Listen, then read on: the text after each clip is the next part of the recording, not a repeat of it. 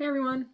With holidays just around the corner, I know that gift shopping could get really expensive, but don't worry, I've got you covered. This is absolutely not a video on candle making and other sorts of crafts. There's a million YouTube channels for that, just watch those ones. And all of these gifts can be bought at a low price. Today I'm sharing my top tips for buying amazing holiday gifts without breaking the bank. So, for those of you who don't know me, ciao amici, I'm Hackrobat, an Italian-American aerialist located in New York, here to help you save time and money. From quick tips to budget hacks, let's make life easier and keep your wallet full. First up, thrifting. Don't sleep on thrift stores. Don't sleep in thrift stores either. I don't think you could do that. You can find unique, one-of-a-kind gifts that have way more personality than something from a big box store, and for a fraction of the price, too. According to USA Today, the stigma for shopping secondhand is fading. The article also stated that 70% of shoppers said that they were open to receiving secondhand gifts during the holiday season. Thrift stores don't just have older or used things that people can buy. People donate new things all the time. I myself have donated brand new things that I just either didn't have use for or didn't know anyone who I thought would like it. Bonus points if the recipient loves vintage or quirky items.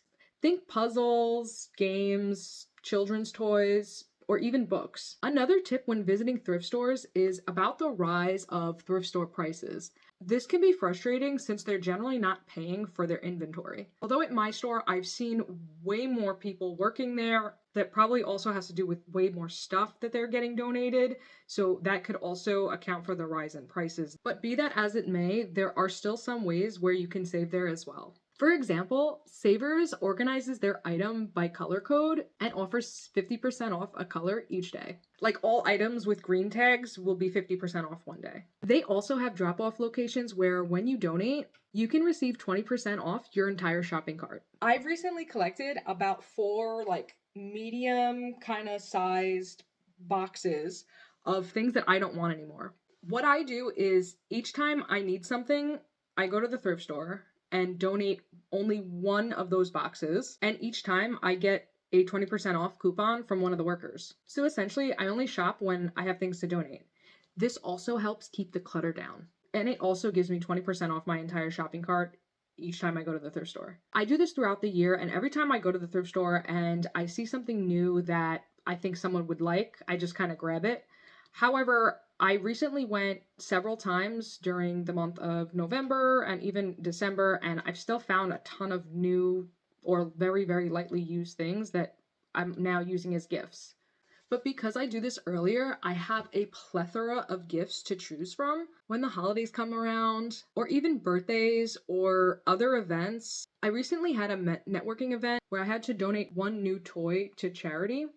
And that was really easy because I just bought a stuffed animal from Savers for $250, I think it was, minus the 20% off. Here are the gifts I'm giving that I bought from the thrift store this year.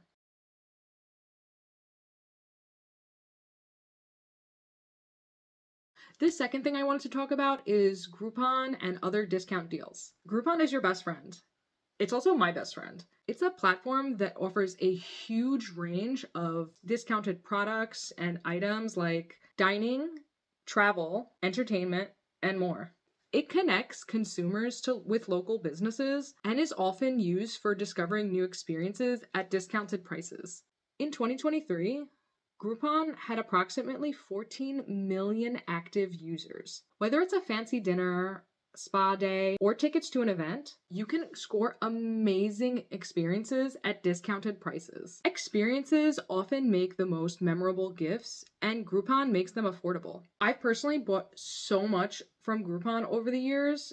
About 15 massages, mini golf vouchers, wine and beer tastings, bowling passes, restaurant coupons, vacation deals, movie theater tickets, and even discounted tours. It's honestly a goldmine for gift ideas. I also found that Groupon uses any holiday as an excuse to offer even more of a discount on their already discounted items, meaning you could snag even better deals during these times. This year, I bought couple massage gifts for 6 people I know. Well, 3 couples. I bought 3 couples massages. Yeah. Each one cost me about $40 each, some a little bit more, some a little bit less. I wanted it to be convenient for them, so I bought different ones depending on where they live. I did this on Black Friday, but there have been deals throughout the entire month of December.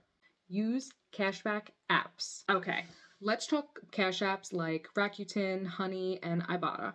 These apps literally pay you for shopping. Cashback apps like Rakuten, formerly Ebates, and Honey have millions of active users. Rakuten, for instance, claims over 13 million members globally. That's a lot of people. Rakuten gives you a percentage of cash back on online purchases. Honey helps you find the best coupon codes, and Ibotta is perfect for groceries and everyday items. There are more.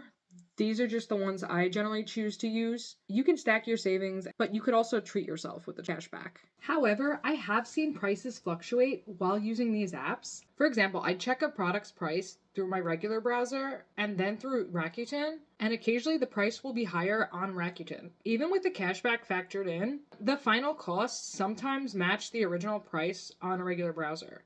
So are we really saving? This can happen because cashback apps operate on affiliate marketing partnerships, and some retailers adjust prices within the platform to account for the cashback.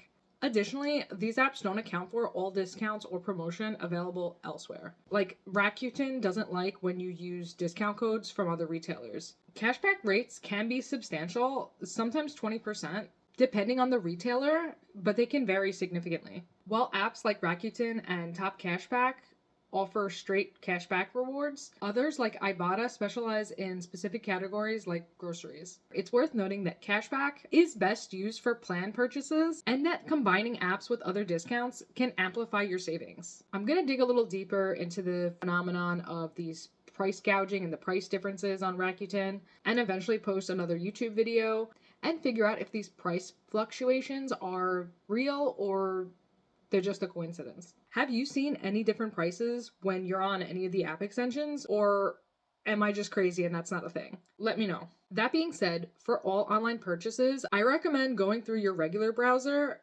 and then on Rakuten to make sure you're still getting a deal. It doesn't take that long. Gifts while on vacation.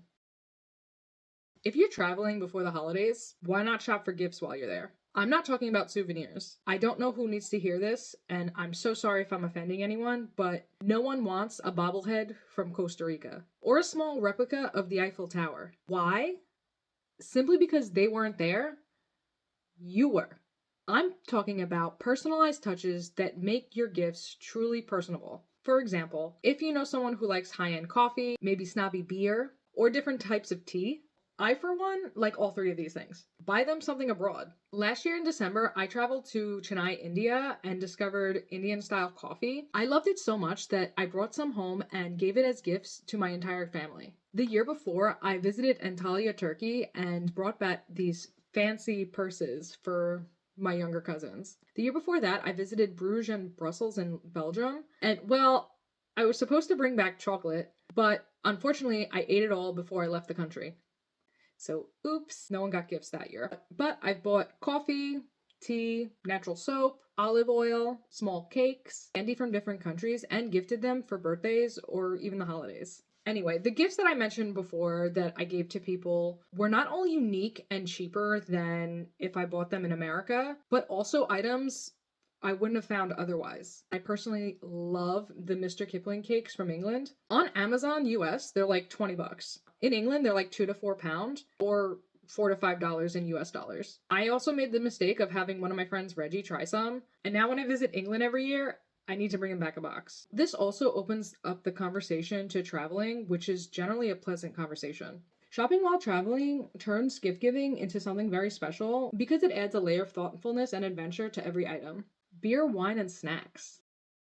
Know someone who likes fancy beer, craft beer, wine? Do you know someone who considers themselves a foodie? Grab either their favorite thing or a fun, inexpensive option that they've never tried. Sometimes the simplest gifts are the most appreciated, especially if you cater to your loved one's tastes. An example of this is there's a shopping center in Industry City in Brooklyn called Japan Village. There are tons of Japanese vendors there selling all types of ready-made and restaurant quality Japanese food. However, There's also a grocery store that carries traditional Japanese food. I've bought some cool snacks, chocolate, and candy from there, among other things. I've purchased green tea flavored Kit Kats there a couple of times, and they were really good. I've also purchased really high quality miso, noodles, and Japanese beer. A couple of packs of Japanese ramen noodles and miso broth won't break your bank, but will make an excellent gift for a foodie. Plants.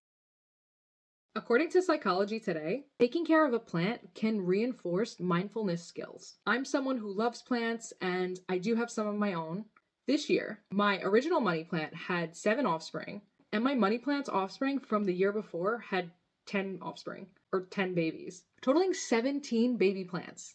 I then repotted them and gave them away to family and friends as gifts, or I sold some of them on Facebook Marketplace. You can also take cuttings from your plants and regrow them in new pots to later give away as presents. The way each plant reproduces can vary from species to species, so make sure you do your research on each plant beforehand. At the end of the day, gifts don't need to be flashy or expensive.